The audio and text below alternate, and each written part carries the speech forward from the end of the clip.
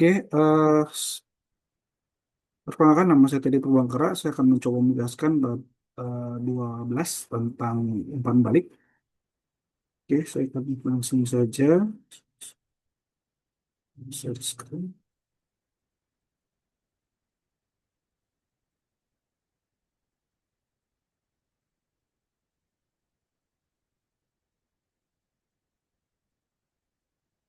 Ya.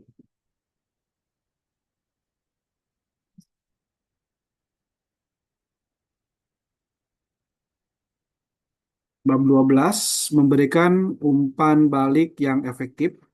Umpan balik adalah elemen krusial dalam pengembangan pribadi dan profesional.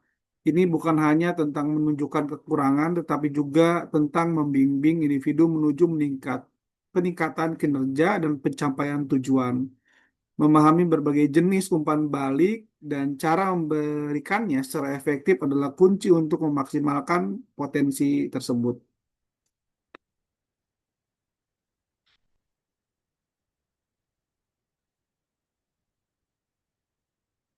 Nah, selanjutnya adalah umpan balik, klasifikasi dan jenis di sini dibagi menjadi dua.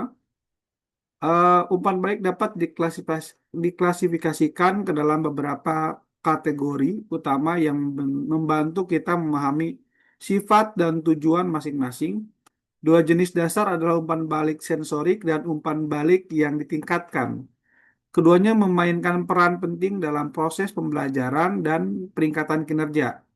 Yang pertama adalah umpan balik sensorik. Umpan balik sensorik adalah informasi yang diterima secara langsung melalui indera kita, di mana ada indera penglihatan, pendengaran, sentuhan, dan lain sebagainya tentang kinerja tugas. Ini seringkali bersifat internal dan otomatis, seperti merasakan keseimbangan saat berjalan dan mendengar nada yang tepat saat bermain musik. Selanjutnya umpan balik yang ditingkatkan. Umpan balik yang ditingkatkan adalah informasi eksternal yang diberikan oleh orang lain atau sistem, seperti instruktur, pelatih, atau perangkat lunak. Tujuannya adalah untuk menambah, melengkapi, dan memperjelas umpan balik sensorik, memberikan wawasan yang lebih mendalam. Nah, selanjutnya adalah fungsi umpan balik yang ditingkatkan. Umpan balik yang ditingkatkan memiliki berbagai fungsi krusial yang mendukung pembelajaran dan meningkatkan kinerja. Memahami fungsi-fungsi membantu kita merancang dan menyampaikan umpan balik secara lebih strategis untuk mencapai hasil yang diinginkan. Fungsi informasi memberikan spesifik tentang kerja, membantu individu memahami apa yang benar dan apa yang perlu diperbaiki. Lalu ada fungsi motivasi di sini juga, mendorong individu untuk terus berusaha, meningkatkan kepercayaan diri, dan menetapkan tujuan yang lebih tinggi. Lalu ada fungsi penguatan.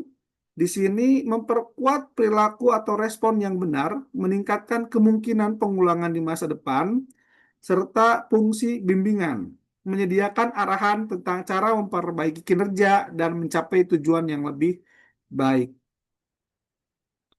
Selanjutnya adalah pedoman untuk memberikan umpan balik. Memberikan umpan balik yang efektif membutuhkan perhatian pada beberapa pedoman kunci. Pedoman ini memastikan umpan balik disampaikan dengan cara yang paling konstruktif dan mudah diterima, memaksimalkan dampaknya terhadap pembelajaran dan peningkatan.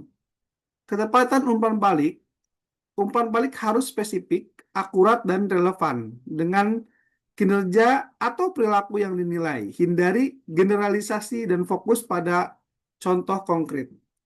Lalu, waktu pemberian umpan balik. Nah, umpan balik paling efektif bila diberikan sesegera mungkin setelah perilaku atau kejadian terjadi. Ini membantu individu menghubungkan umpan balik dengan tindakan mereka. Lalu, frekuensi umpan balik. Frekuensi umpan balik harus disesuaikan dengan tingkat keterampilan dan kompleksitas tugas. Pembelajaran baru mungkin membutuhkan umpan balik lebih sering. Meskipun umpan balik sering tampak ideal, terlalu seringnya umpan balik dapat memiliki efek negatif, seperti umpan balik menjadi bagian dari tugas itu sendiri, menyebabkan koreksi jangka pendek maladaptif dan memblokir aktivitas pemrosesan lainnya yang penting untuk pembelajaran mendalam. Jadwal untuk umpan balik yang memudar. Strategi umpan balik yang memudar atau fading feedback dirancang untuk mengurangi ketergantungan pembelajaran pada umpan balik eksternal seiring waktu, mendorong otonomi dan pembelajaran mandiri. Ada beberapa jenis jadwal yang dapat digunakan. Di antaranya adalah umpan balik ringkasan, diberikan setelah serangkaian upaya atau tugas merangkum poin-poin penting. Lalu ada umpan balik bandwidth, diberikan hanya ketika kinerja berada di luar rentang toleransi tertentu. Selanjutnya umpan balik rata-rata, memberikan rata-rata kinerja setelah beberapa upaya fokus dan tren keseluruhan. Lalu ada umpan balik intuitif berdasarkan penilaian subjektif dan memberikan umpan balik mengenai kapan umpan balik paling bermanfaat. Lalu umpan balik yang diminta pembelajar diberikan hanya ketika pembelajaran secara aktif mendorong inisiatif. Nah, di sini kita bisa melihat ada gambar 12.1. Gambarnya adalah diagram klasik feedback.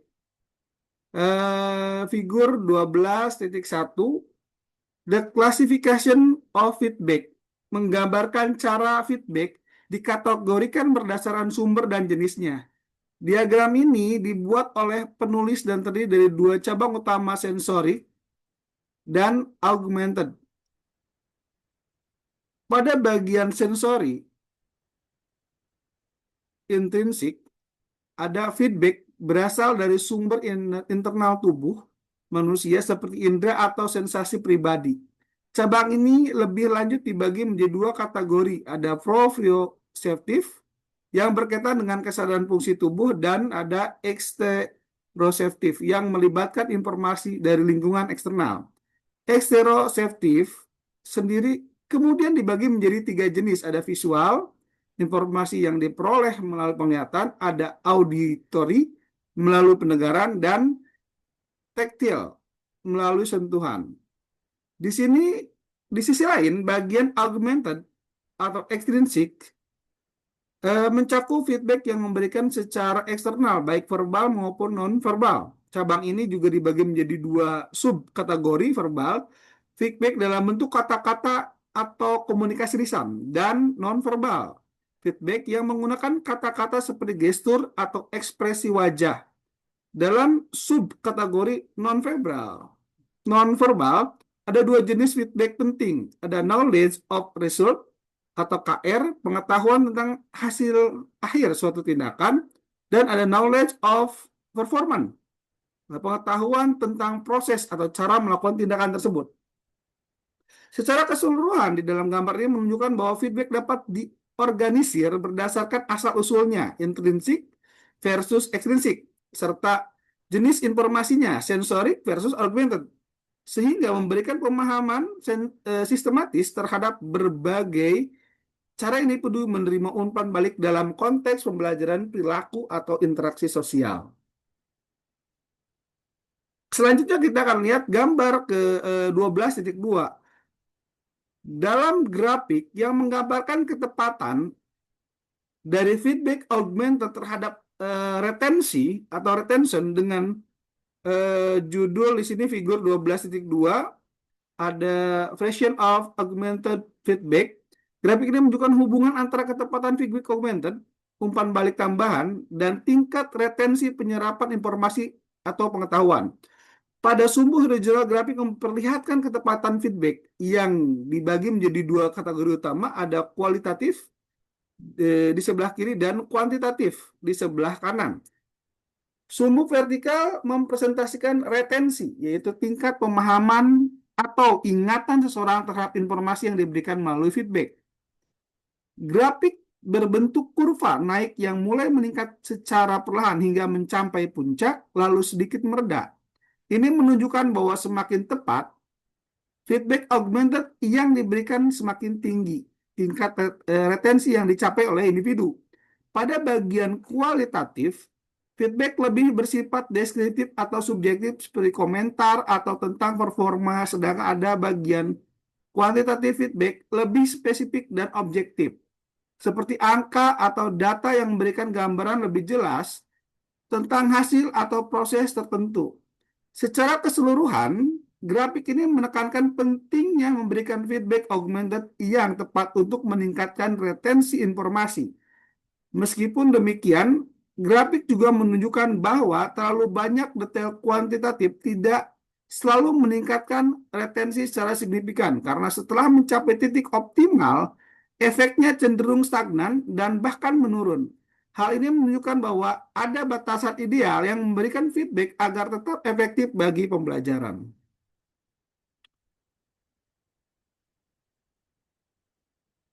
Nah, selanjutnya adalah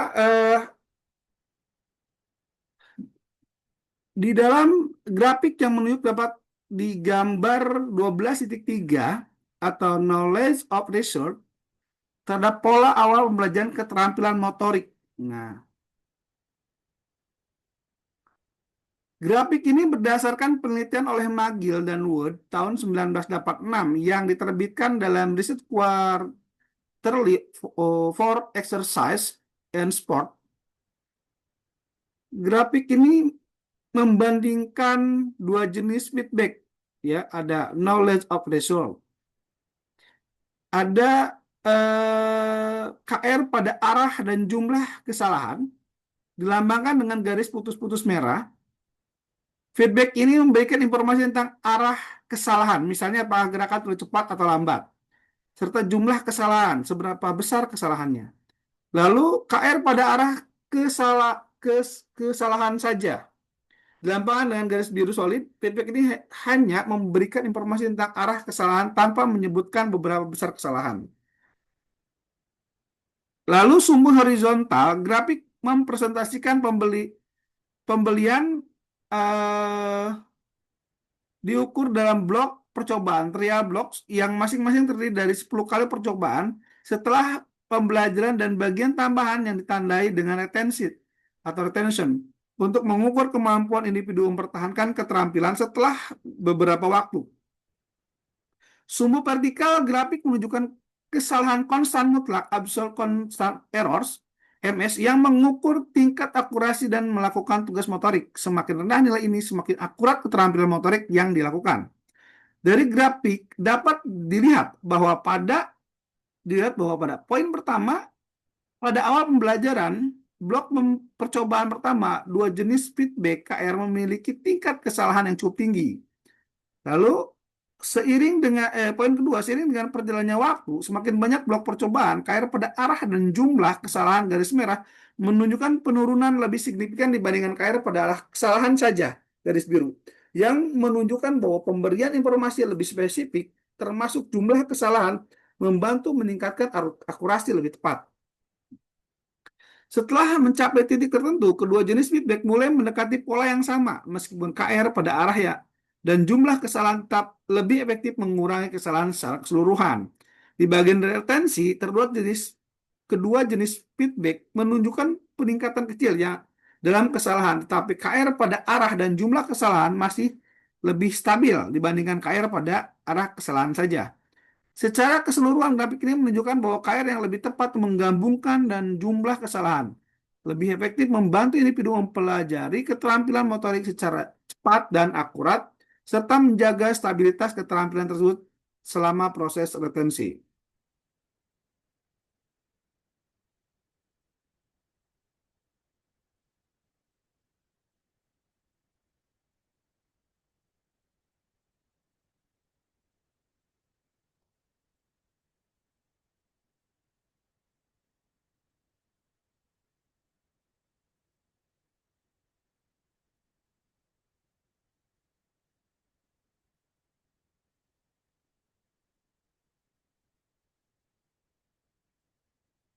Oke, selanjutnya gambar ini adalah grafik yang menunjukkan ringkasan feedback. Nah, grafik ini dirancang untuk menggambarkan pertandingan beban berat pada kedua kaki, kaki kiri dan kaki kanan, selama beberapa percobaan atau trial. Pada sumbu horizontal, grafik memperlihatkan sekian persen greater weight left foot atau persentase beban lebih besar dibandingkan dengan kaki kiri. Di sebelah kiri dan eh, persentase beban lebih besar dari kaki kanan. Di sebelah kanan, sumbu vertikal mempresentasikan trial yaitu jumlah percobaan yang dilakukan mulai dari trial 1 sampai trial 10. Setiap percobaan ditandai dengan dua titik. Titik merah mewakili persentase lebih besar yang dialami oleh kaki kanan, titik hitam mewakili persentase lebih besar yang dialami oleh kaki kiri. Garis putus-putus menghubungkan titik-titik tersebut untuk setiap trial membuat pola zigzag yang menunjukkan dinamika perubahan beban antara kedua kaki selama percobaan. Pada beberapa trial, beban lebih banyak terfokus pada kaki kanan, ditunjukkan oleh titik merah yang lebih tinggi, sementara pada trial lain beban lebih banyak terfokus pada kaki kiri, ditunjukkan oleh titik hitam yang lebih tinggi. Di tengah grafik ada garis tegak bertanda imbalance yang menunjukkan titik nol di mana beban pada kedua kaki sama rata. Titik-titik yang berada di sebelah kiri garis menunjukkan bahwa kaki kiri memiliki beban lebih besar, sedangkan titik-titik sebelah kanan garis ini menunjukkan bahwa kaki kanan memiliki beban lebih besar. Secara keseluruhan, grafik ini memberikan gambaran visual tentang bagaimana distribusi beban berat berubah secara dinamis antara kaki kiri dan kaki kanan. Selama serangkaian percobaan ini berguna untuk menganalisis pada pola keseimbangan tubuh baik dalam konteks olahraga, rehabilitas, atau penelitian terkait postur dan gerakan manusia.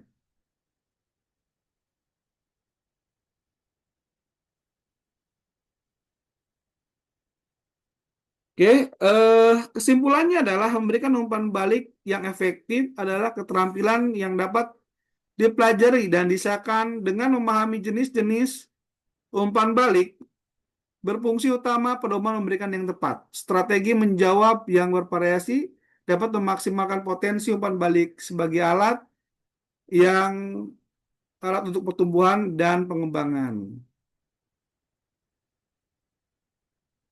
Oke, sekian presentasi saya terkait bab 12 tentang umpan balik. Terima kasih. Saya Heri. Wabillahi taufik. Wassalamualaikum warahmatullahi taala wabarakatuh.